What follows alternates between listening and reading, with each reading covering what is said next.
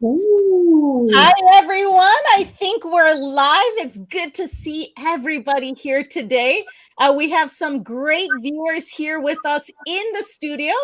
Hi, A. Good to see you. And we have Domingo. Hey there. Good to see you as well. And Julia, welcome. And remember, for those of you here on the replay, you can join us in the comments as well. Let us know where you're watching from today. So good morning, good afternoon, good evening, wherever in the world you're from. Today, we're going to be talking about the reasons why you may be afraid to speak in English. And we're going to give you some useful tips that you can use to take with you to help improve your speaking ability in public. To get us started today, we want to hear from you. So leave us a comment or drop us a note and let us know, what activity in English are you most afraid to do? So, letter A, is it speaking on the phone with someone you don't know? Is it letter B, having a conversation with someone you don't know? Letter C, making a presentation in English? Or D, talking with your friends in English? Go ahead, leave us a comment and let us know what's the most frightening or scariest thing for you to do in English. And while we wait for some of those answers to come on in, I want to have my guest introduce herself. Janet, why don't you introduce yourself to our audience today? Hello, everyone. My name is Janet Wallmeyers, and I have a channel, Janet's Home for English. I began my career, I guess you could say, as a language learner who failed.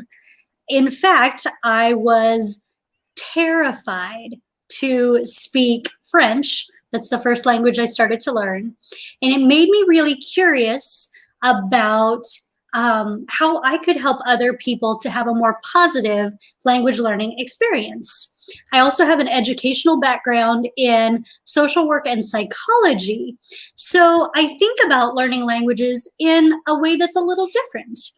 But I'm excited to have this opportunity to get to know you and to talk with you all a little bit about this subject. Great. What about you, Bindu? Well, for those of you who don't know me, my name is Bindu. I go by Dr. B, and here on YouTube, my channel is the TheESLDoctor. And on my channel, I do a lot of lessons in English, and I also give teaching tips to help you improve your English. And as I say, to bring the world together one lesson at a time. So on my channel, you'll find lots of English tips, English lessons, and if you're interested in teaching English, teaching strategies as well. I have a background in English. I've been teaching for nearly 20 years. And in addition, I have a PhD in teaching of English to speakers of other languages. So I love everything there is about English. So actually, Jana, we're starting to get some responses in. And yeah, look at those. yeah, we see a ton of responses, a lot of A's and B's. We actually have a D. Actually, I think all of these situations can be difficult for our learners, but a lot of A's and B's. So, Janet, maybe you can tell us a little bit about why these activities might be so difficult for our learners and our visitors today. Absolutely. So one really interesting concept that that you learn in the fields of psychology and social work is called classical conditioning. And before I tell you about classical conditioning, I'm curious, do you have any pets? That seems like a strange question, right? But tell me in the comments. This theory of classical conditioning was created by someone who was feeding his dogs. He rang a bell every time that he fed his dogs. And he noticed that the dogs would begin to have saliva here because they were hungry even when he rang the bell without the food. And that happens in my house too. Let me show you a little bit of a slide showing how exactly that works in my house. Okay, I'll show you that slide. Fabulous. So in my house, I have a cat. Her name is Flea. And when she sees this can, we began as a kitten opening the can, giving her the food, and she got excited. Oh yeah, it's food time. But today, as I was getting this can out for the live, she saw the can and she got excited, even though the can wasn't open and there was no food, because she knows the can equals food. And she felt that excitement. So as we are learning languages, a similar thing can happen. We can begin speaking in our foreign language, but maybe the things that happen aren't so good. Maybe we make mistakes. Maybe people point and laugh at us. And so we start to feel upset, afraid. And if this happens again and again, eventually just thinking about speaking in English will make us feel those feelings. And that happened to me when I was learning French. I started trying to speak in French. I made mistakes. People stared at me. People laughed at me. And I became upset. And after some time, I would even become upset just thinking about speaking French, or even just going to French class made me feel those feelings. And as language learners, that is something that can really make it difficult for us to speak, because if our experiences when we've been speaking have been negative, it really can create those feelings that stay with us in these circumstances. And to add to that, for C, which was presentations are terrifying in your first language. So you have the extra feelings that come with your history of presentations, plus the anxiety and the negative experiences you may have had learning English. Whew, that is a lot, right? So I feel like, Bendu, you had mentioned that there are some similar concepts in a model in language learning. Yeah, for sure. And I think that's, one thing that Jana mentioned is that these experiences stay with you and it's really hard to break them. I'll give you an example. Obviously, my family is from India and they speak a language called Malayalam. And so growing up, I heard the language. I have my parents speaking to me, other family members, but I grew up in the US. And so obviously English was my first language. So when I was in situations, when I first went to India, my cousins would laugh at me and tease me because my Malayalam was terrible and I had an American accent. And so now as an adult, I don't speak Malayalam at all. And it's really sad because I wish I had a positive relationship with the language. I think, learning languages, you learn the culture. It's a really important thing. So it's easy as a teacher to say, just have confidence. But we have to remember we have a history that kind of really challenges us whenever we do speak a language. So that was really interesting, Janet. Thank you for sharing. So as Janet mentioned, in linguistics, so in second language learning, we actually have a very similar model. This is the willingness to communicate model. So let's take a step back. And what does it mean to be willing? Well, that means that you're prepared, that you're ready, and that you're motivated.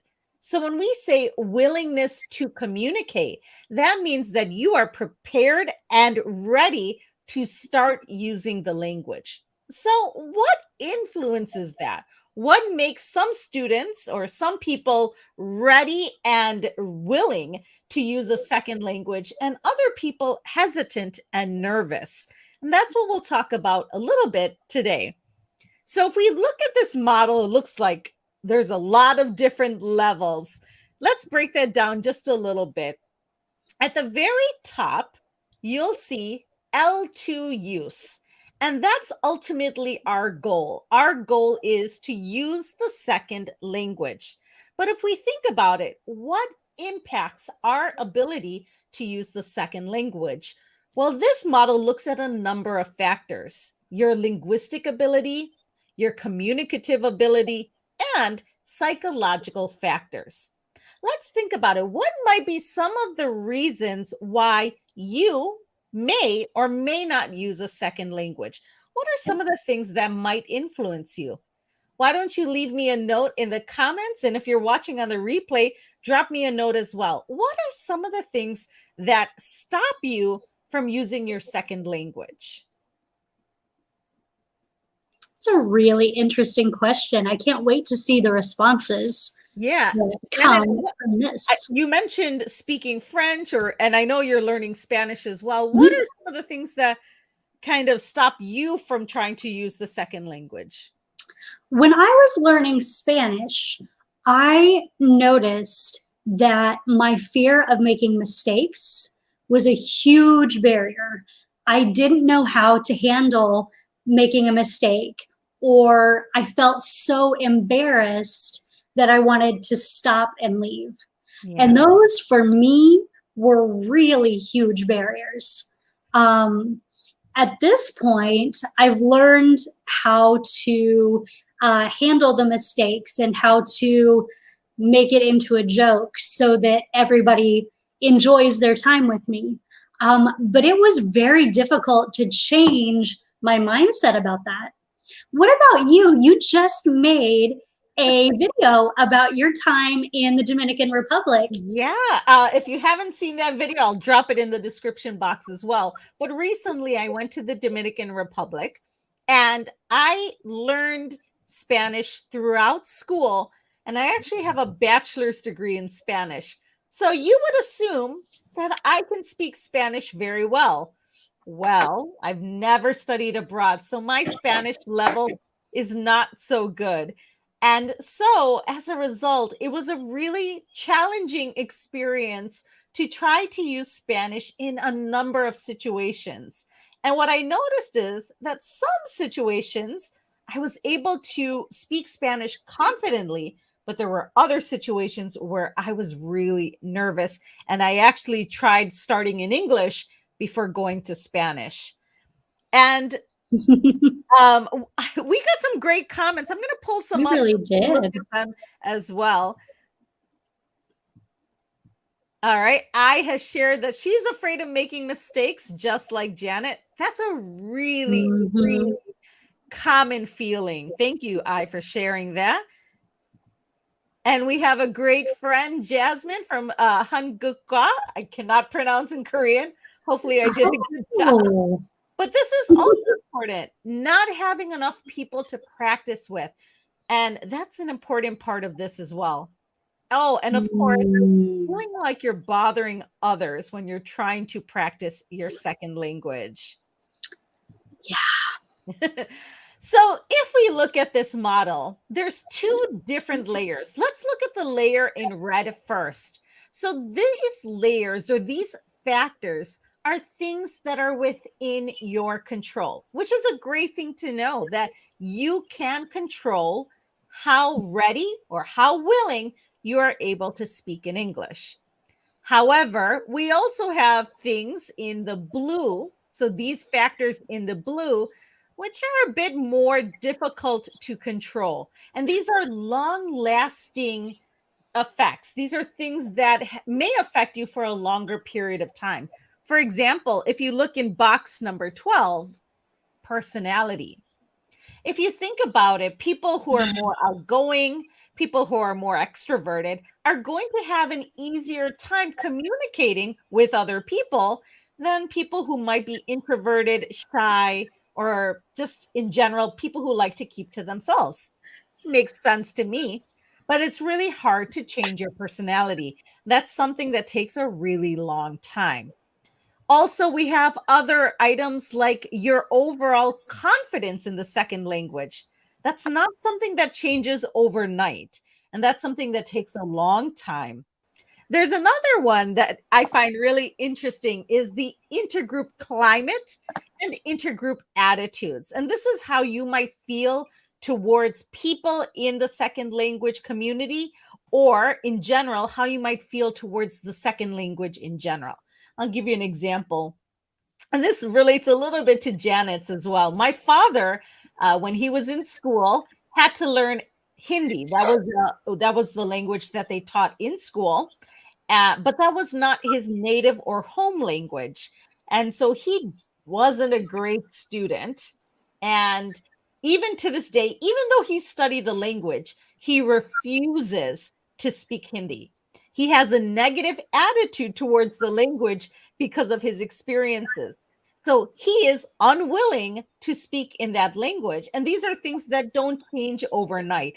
It takes a longer and longer time.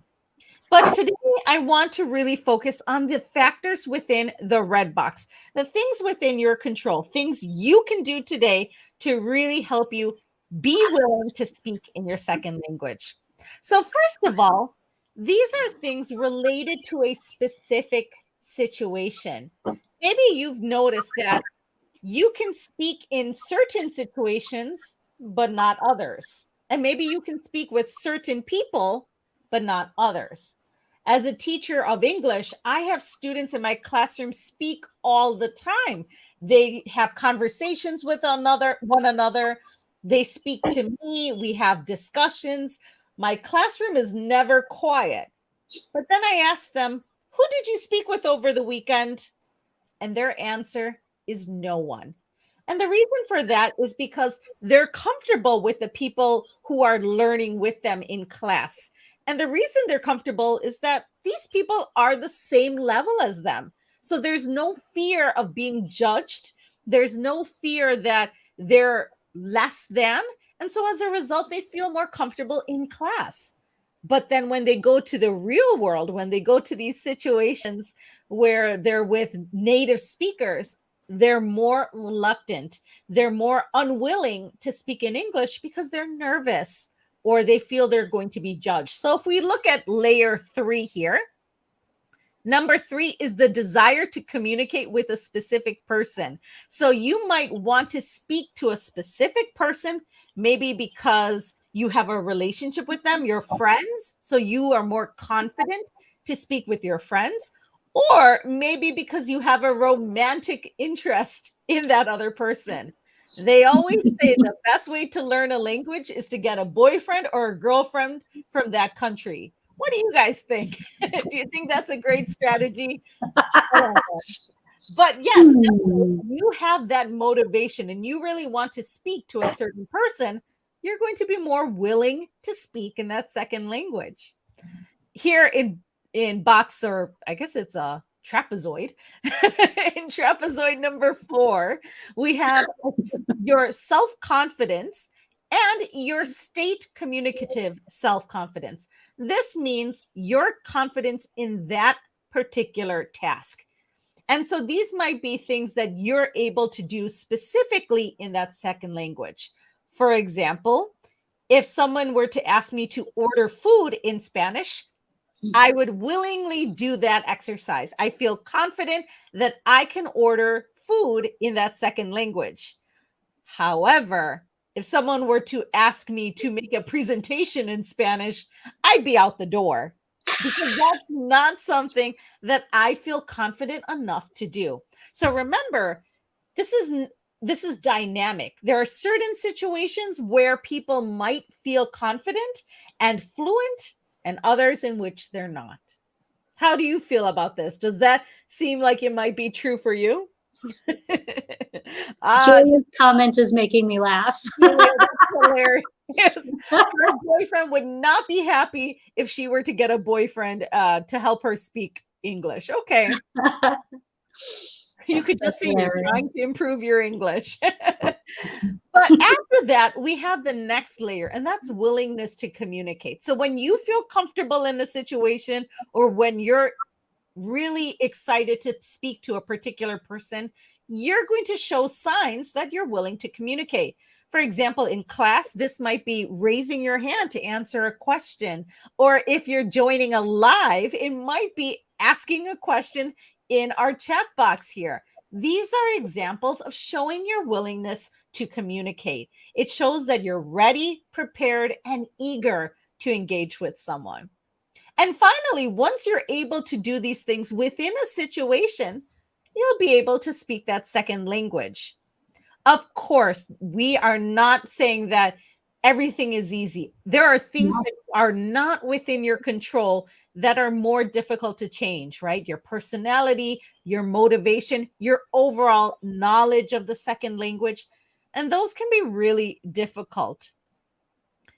Janet, what are some tips that we can give our visitors, our viewers today to help them overcome their fears of speaking English? That is a great question. So one suggestion that I have from classical conditioning is to change the situation that you're speaking in. You know, if you're speaking English in a risky situation, there's more of a chance that people will point and laugh. But there are ways to find safer situations.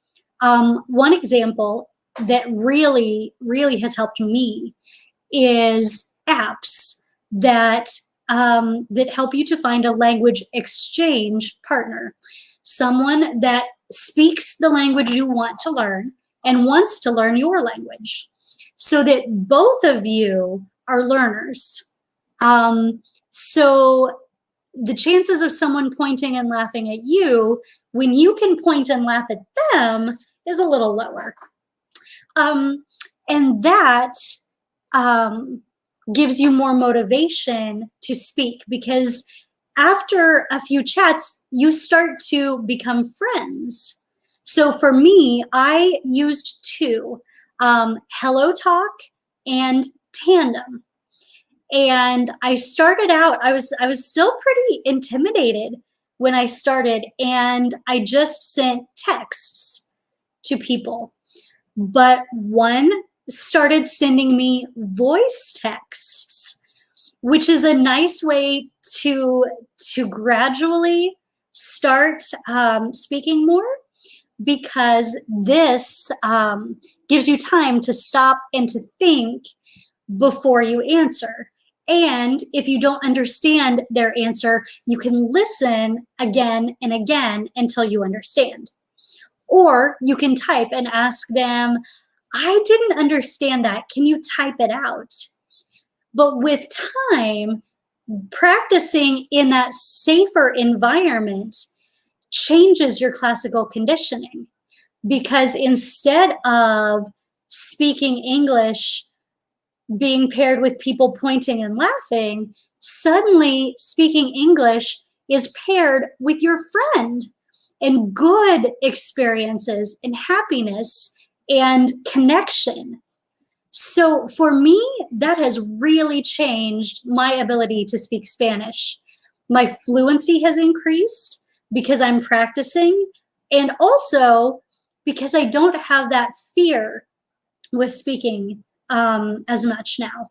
And it goes even into other situations, because that confidence in talking to, for example, to my friend Maria or to my friend Elizabeth, the confidence that comes from that goes into other areas. And now I do some of my lives in English and Spanish. And it's not as scary as it was because I've gradually built the confidence portion of my pyramid. So that would be my first suggestion, finding safer ways to practice your language. What about you, Bindu? What do you think? I completely agree. And I thank you for sharing your experience. So having friends who are studying Japanese, and so she does her language exchange with them. And, you know, I really think that building your community is super important. Whenever you learn a new skill, it's always good to have someone to help mentor you, but also to help partner with you. I mean, even on this YouTube journey, that's how I met Janet, you know, and that's true. It's good that we have each other and we can share ideas. And there are things Janet knows that I'm still learning, and maybe things I know that I can share with Janet. So anytime you can build a community, that helps. And remember, on the pyramid, generally, you're going to feel more confident and comfortable when you're in a situation with someone you know. So creating more opportunities, meeting more people will help you to do that. But I also think, and this is something that I recommend all the time, is that when you're doing a new skill in a second language, do it with something you know first. Always start with topics that you know. So if I have to do a presentation in Spanish, which I'm deathly afraid of, I'm going to do it on a topic I know best. So maybe it's cooking. Now, Lisa D, who's here with us, has a cooking show. So I can't compete with Lisa, but I can cook a little bit. So maybe I would start with a presentation on cooking or food, because that's something I know well in my first language. Then over time, I can challenge myself to new topics and new ideas. So always start with something you know first. Remember, confidence builds competence. The more confident you are, the more knowledgeable you'll sound, and vice versa. The more competent you are, the more confident you'll seem. So that's always a great strategy that I use when I want to build my confidence and willingness to speak in a second language. Yeah. Are there any questions from our audience today who are with us in studio? Anything that we can answer for you today? I think it's really interesting. Domingo has his subject that he's comfortable and competent in. Yeah. Definitely. It can be anything. And I think we got a comment and a question before about how to really keep conversations going. Well, you know, we talked about it. There's two real good strategies. First, ask questions, right? If you ask questions of that native speaker, they're going to enjoy that, because remember, people love talking about themselves. So the more questions you ask, the more engaging you'll be with that other person, and you'll get a lot more practice, right, Janet? Yes. And to be honest, you won't really have to speak as much, because you ask them a question and then they talk for a while. And then you ask them a question and then they talk for a while. So, Julia, let me type Julia asked, what sites can we find people to speak with? Julia, I will give 3 in the chat. The first is Tandem. The next is HelloTalk. These 2 are just language exchange apps. And there is a third called Lingbee, and Lingbee is a little different than the others. Lingbee is for voice chats, and it's a really good app for people who speak languages that maybe there are not a lot of people that want to learn, because Lingbee operates so that you can take calls from people who want to learn your language. And when you do that, you get credits, and you can spend your credits to speak with people who speak the language you want to learn. So for example, there are notifications that pop up saying someone wants to practice their English, and I can choose to answer the call and speak with that person. If I do, I get credits, and I can use those credits to call someone and practice another language. And they also have some group chat features that are a little newer that are really nice. So those are the 3 apps I would recommend for language exchange. Yes, and we'll definitely add those to our description so you can, click on our description and get those links and start practicing today. I think we have time for one more question, and I'm going to pick I's question. It's a really great question. She's afraid of intervals during conversation, so breaks when you're having a longer conversation with someone. She's a bit nervous because she thinks they're waiting for what she's going to say. And so she needs time to think, and will the other person be patient? I think I's question and feeling is a really common feeling. So there's a few strategies and things that I like to do.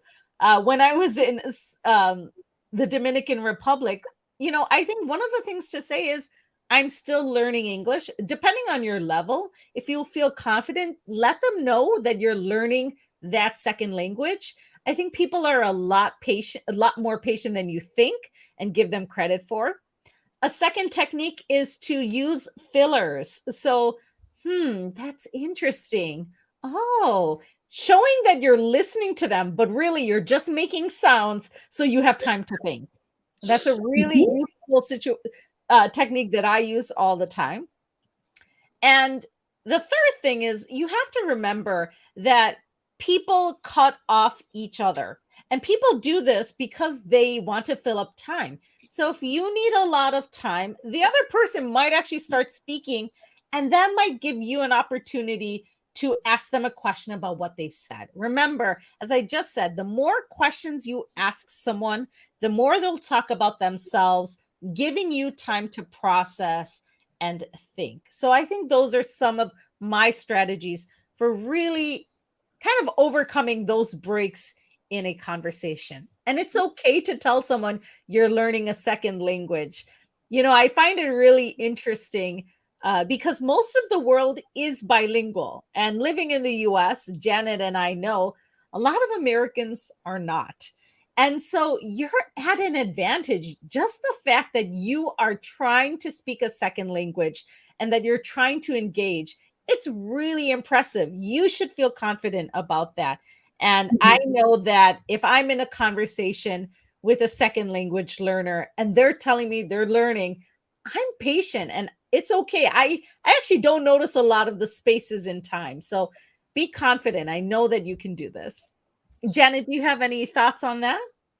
I would just say that for me, in my experience learning Spanish, when I began doing language exchange, my speed of speaking and the time it took me to think about answers was really long.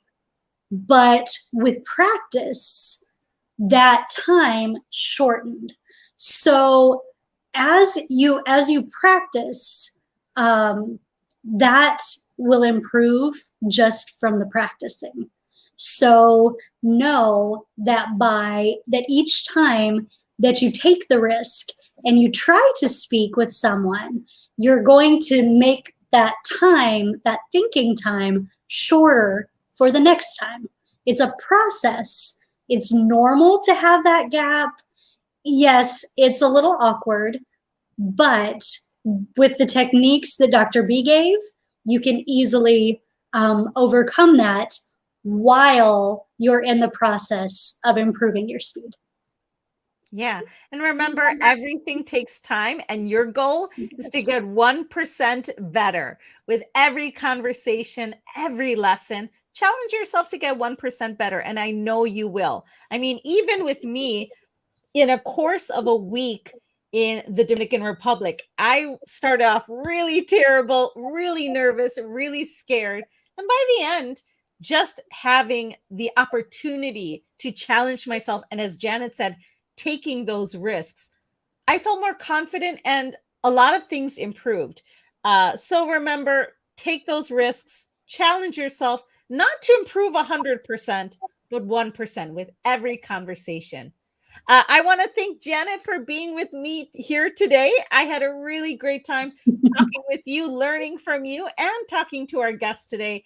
So once again, please drop by Janet's channel, subscribe to her, subscribe to my channel if you haven't visited the ESL Doctor here on YouTube.